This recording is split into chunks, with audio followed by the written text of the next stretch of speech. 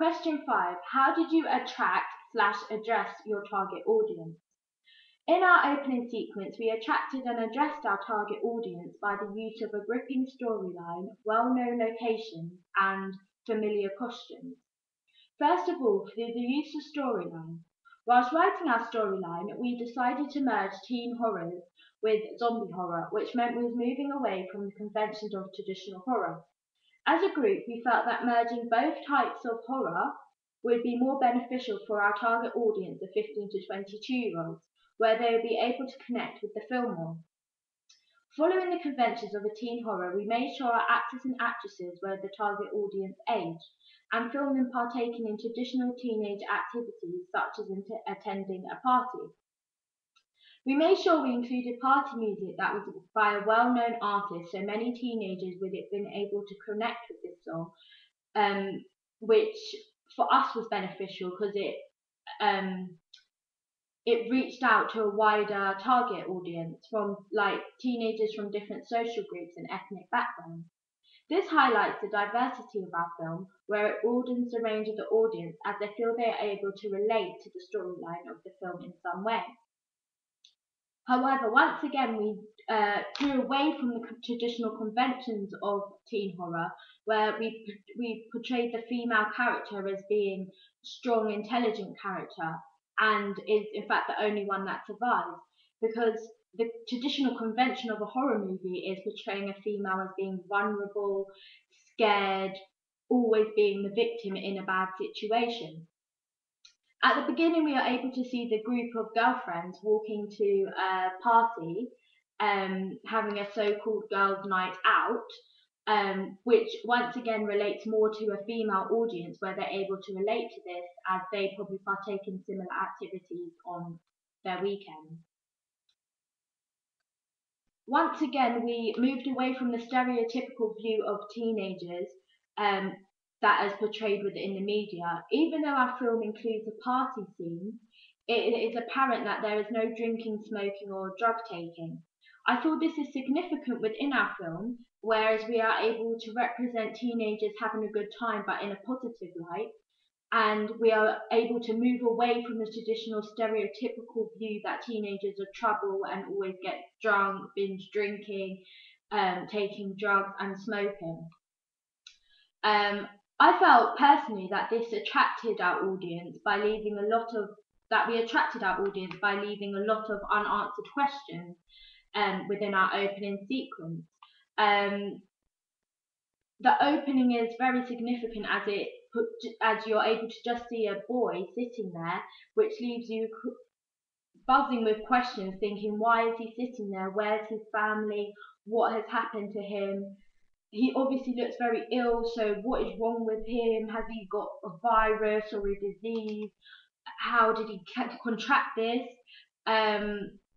We also leave our opening sequence on a cliffhanger, and that leads a lot of people with questioning as to, do these female characters survive in the end, and how do they survive if they do survive, and what happens to them? Moving on to location, we filmed our opening sequence in South London, Tooting, which is a very well-known area to not worldwide, sorry, but within London, it's a very well-known area. It's one of the most diverse boroughs rather, in South London, and we felt it was important to film in such a place as Tooting, as it is well known, so the target audience will be able to relate to this and know familiar places that we had used for filming. The beginning of our opening sequence starts in a dark, derelict street, which straight away floods the audience with ideas of something's going to happen, this is danger, there's a little kid sitting there, it's dark, giving the audience a sense of suspense and tension. Once again, by this opening setting, it leaves the audience with questions as to what is going to happen next, which I think is very important to have those questions in the beginning, because it intrigues the audience and wants them to carry on watching the film, and so they can find out what happens next, basically. Furthermore, for costume, all of the costumes that we used in our film were ordinary teenage outfits from affordable high street shops such as JD Sports, Foot Locker, Zara, Topshop, H&M. We recognised these shops to be very popular among our target audience, um, and this meant that straight away the audience were able to draw comparisons between themselves and their characters, as they had the same clothes in common or the same trainers in common. And this has meant that they were able to pull out these resemblances with the characters, whereas in a lot of other films nowadays, the characters are in the most expensive clothes from the top designers, which ordinary teenagers can only basically fantasize about wearing, whereas in our film we kept it quite down to earth with the fact that these teenagers could go into the shops and buy the outfits that our characters were wearing.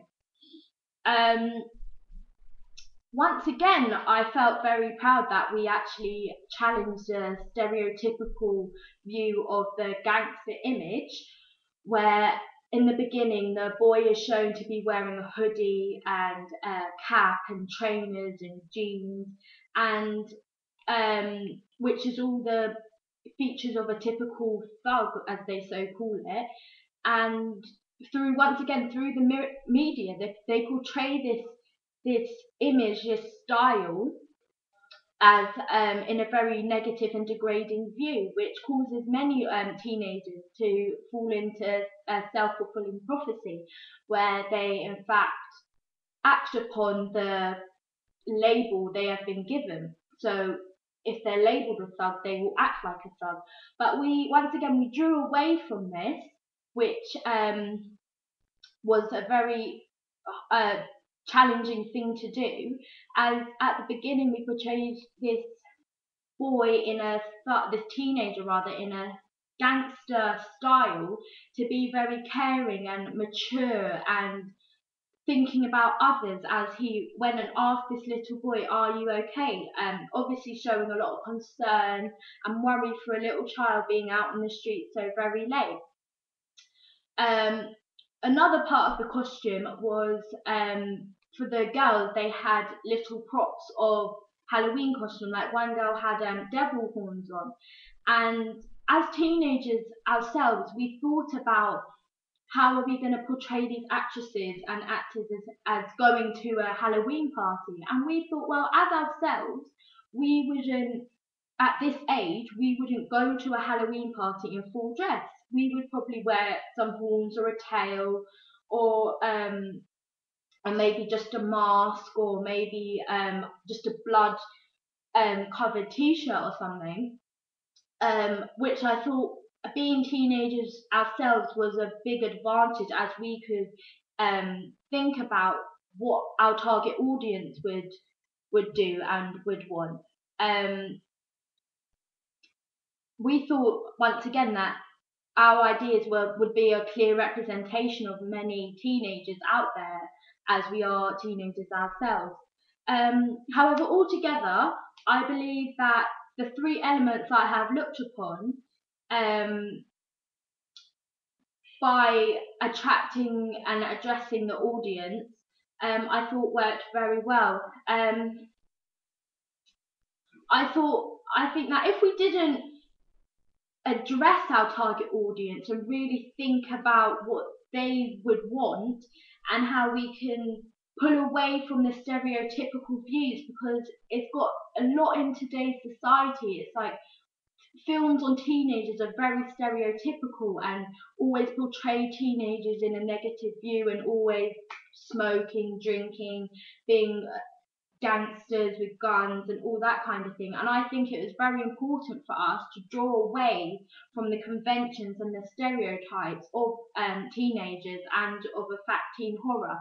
And by doing so, we created something new, as we portray teenagers in a positive light, which I think many teenagers will be able to relate to, because the majority of teenagers aren't stereotypically as the media portray them to be. I feel that we covered all areas. Well, I feel we covered a wide variety of teenagers from different classes and ethnicities. And I feel they will all be able to relate to our film in some way, and which I think is a very positive thing while trying to create a teen horror, that we managed to include all the different types of teenagers that there are. Thank you.